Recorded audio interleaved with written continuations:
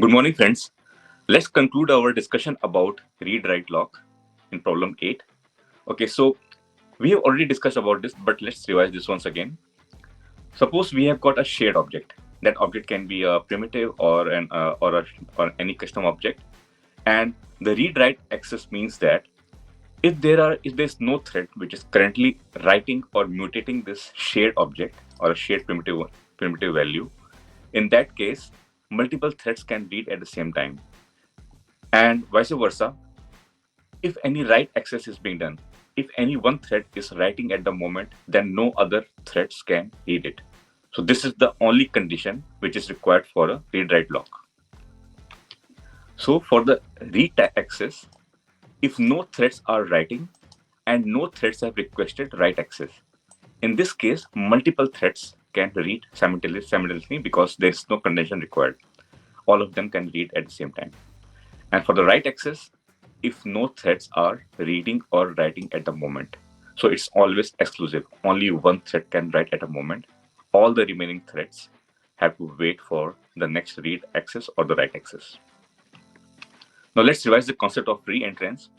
That whenever a thread is trying to attempt to like acquire the same lock, and it succeeds, then it will increment the counter by one. By counter, it means that it will always have an internal counter that how many times it has already acquired the lock. And as soon as we call unlock method, in that case the counter would be decremented, and the lock will only be released when the current holder of the lock has released it and counter is set to 0. So this counter is actually maintaining that re-entrance logic. So again, just to revise by the code, for example, we have got this lock object, and once a particular thread has access this lock by calling the synchronized method and is able to succeed, then it will increment the lock counter to 1. And again, inside this, after it has already acquired, and again it calls some other method which again require the access to this lock because it has already acquired it before. So that's why it will be incremented to 1 again. So here at this point, for the one thread which has acquired this lock, the counter has increased to 2. Once first time here and the second time here. And as soon as the counter is 2 now, as soon as this block is released, it means that the counter is again released by 1. So it would be 1 because we have reduced it by from 2 to 1. And after this, once this do something is also done, and after that, this particular block is also released, only then that particular thread will release the lock, because after this, the increment would be 0. So this is how the read or write re-entrance logic is implemented by using an internal counter. So we have already implemented in the previous version. So let's revise this again the final time, that we created one interface, this lock, and which has got 4 methods: one for locking for read access, and then unlocking for read, and similarly for locking for write and unlocking for write. And the very simple naive implementation was that, as we discussed, the what is the condition for read and write access is that whenever we are trying to lock for the read, we have to ensure that there are no writers or the write request has been made. If there is any thread which has already requested for writers for writing on this shared object, or or even has got a write request, in that case the read cannot proceed, which means that the read lock cannot be provided to the thread, and it has to wait. So once the writers are 0 and there is no write request, only then the read lock would be granted. Similarly, when we unlock the read, it means that we are just going to reduce this reader count and then notify all the threads, because we are using wait here everywhere. And for the similar concept going for lock write, so if there is any write lock being requested by a thread, in that case we increment this write request. And if there are no readers and no other writer, so this is exclusive content here, that only one thread can write at the moment. So that's why we have to also confirm that there is no other reader or writer which is currently having the lock. If it is there, then it has to wait.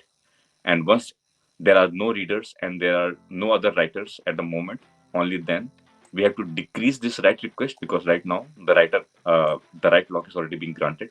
That's why we decrease this write request, and we actually give the write lock to the requesting thread. And similarly for unlock write, same as unlock read, that we reduce these writers and then notify all the threads.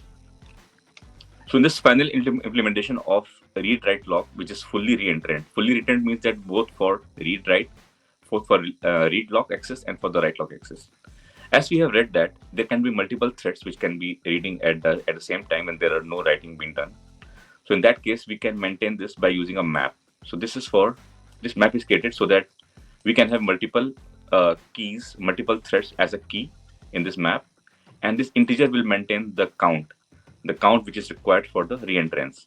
So as soon as we a particular read lock is being granted to a thread, in that case we will increment the internal counter, and as soon as we release the lock, when we call unlock read, this counter would be decremented. So that's why we are using this map here. But we cannot do. We can also do the same for the writing threads as well. But that would be redundant because there could be only one thread which can be writing at the moment. So if we are maintaining a map for writing threads, in that case, it would be only containing one element, because only one thread can be writing at the moment. So that's why instead of creating a map for writing threads, I will just use one like a standalone thread as a private member, and then we will have write accesses and the write requests. So write accesses will actually contain the counter, the internal counter for this writing thread to maintain the reentrance. Okay, so again for the similar concept, whenever we are trying to access the lock read, in that case we have to check whether there is any other thread which is writing at the moment. In that case we have to wait, and similarly if there is any write request also, in that case also we have to wait. So this is all encapsulated inside this can grant read access method by this calling thread. We have to check whether is there any writing thread, or if there is any waiting, any reading thread that contains the key.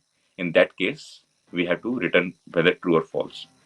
So this can write, if you can go more into detail about this.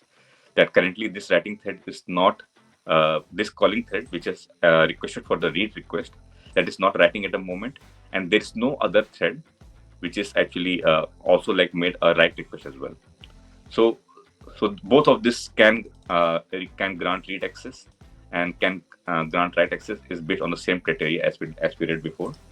Again, that for when we are trying to like lock read, we are always check whether there is no writer or there is no write request being made. And similarly for lock write, we also check that there is no other writer at the moment, and we also check whether there is no reader at the moment because we have to block for that time. Only then, if there is no reader or there is no writer, only one thread can access the write lock and then it can write it.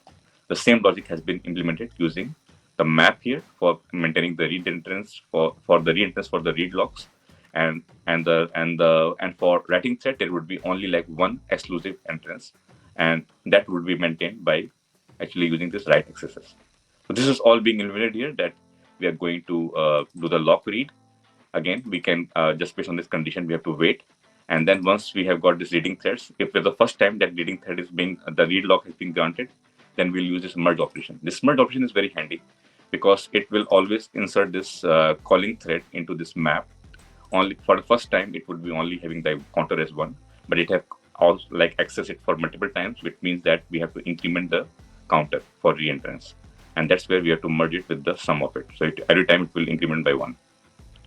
And similarly, when we unlock it, we have also read that once this counter becomes 0, only then we have to remove the lock from this map, this reading thread from this map, because only then the reentrance has been finished once we have moved out from all the reentrance logic and the internal content has become 0. This is what we are doing here.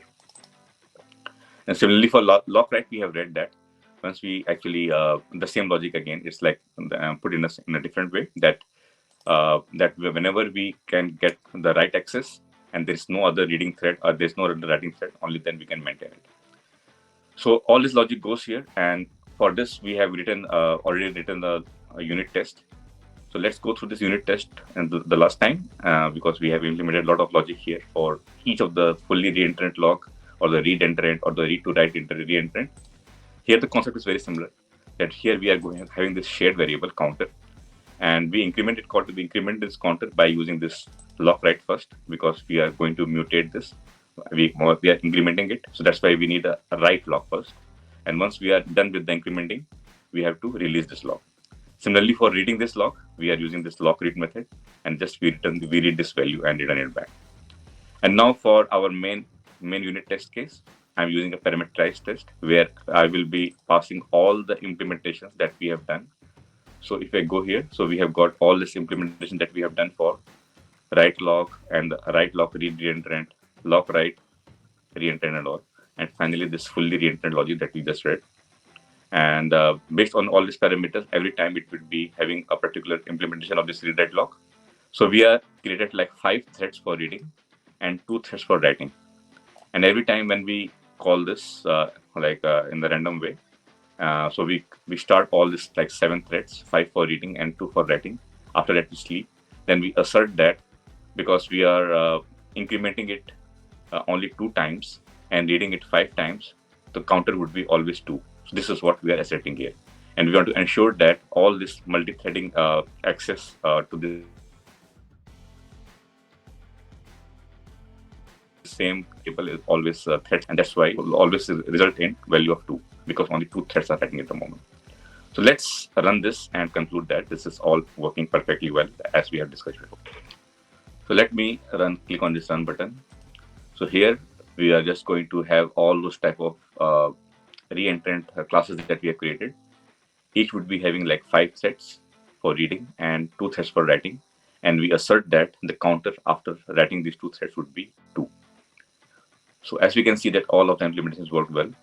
And every time when we are writing it with 2 threads, so here we are writing first here and then writing second time here. Every time, whether it's like multi-threaded access for the same counter variable, once we read it at the final time, the counter is still 2. This is what we have all implemented here.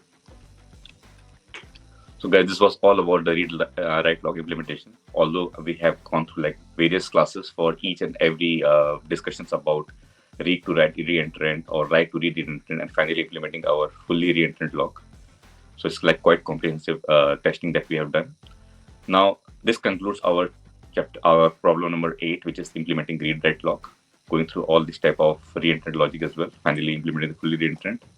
And in the next video, we will cover our 9th problem, which is implementing Unix find command in Java. So see you all in the next video.